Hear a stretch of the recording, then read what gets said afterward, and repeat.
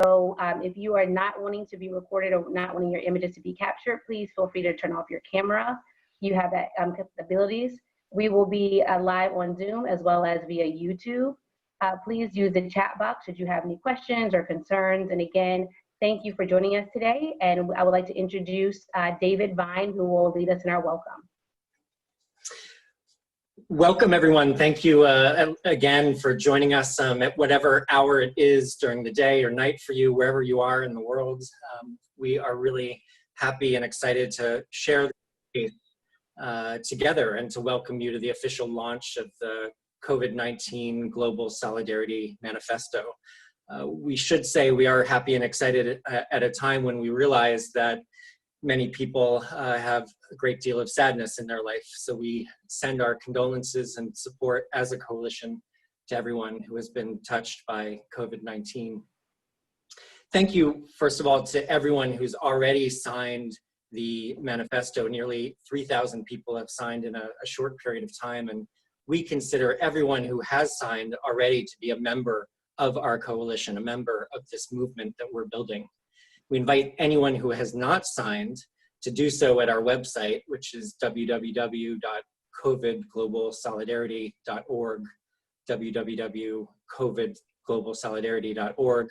On the website, you'll find translations of the manifesto in 18 languages: Arabic, Catalan, Chinese, Danish, English, German, Greek, Filipino, Finnish, French, Italian, Japanese, Korean, Haitian Creole, Portuguese, Ryukyuan, Spanish, and Vietnamese. It's an impressive list, and thanks to the hard work of people around the world, and really a symbol of all the hard work that has gone into the manifesto already.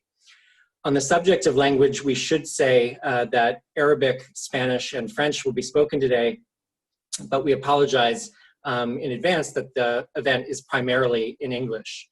We're working to make future events and our work generally more inclusive by providing translation and events hosted in other languages.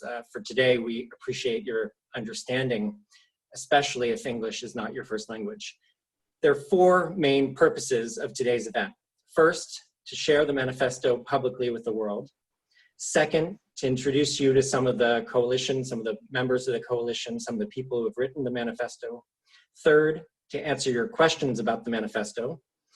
Fourth, to hear your thoughts and ideas for action and next steps so that we can make the demands of the manifesto a reality.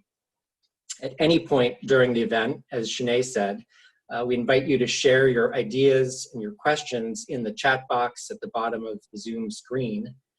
You can also share your ideas and questions by emailing our Gmail address, covid19globalsolidarity@gmail.com.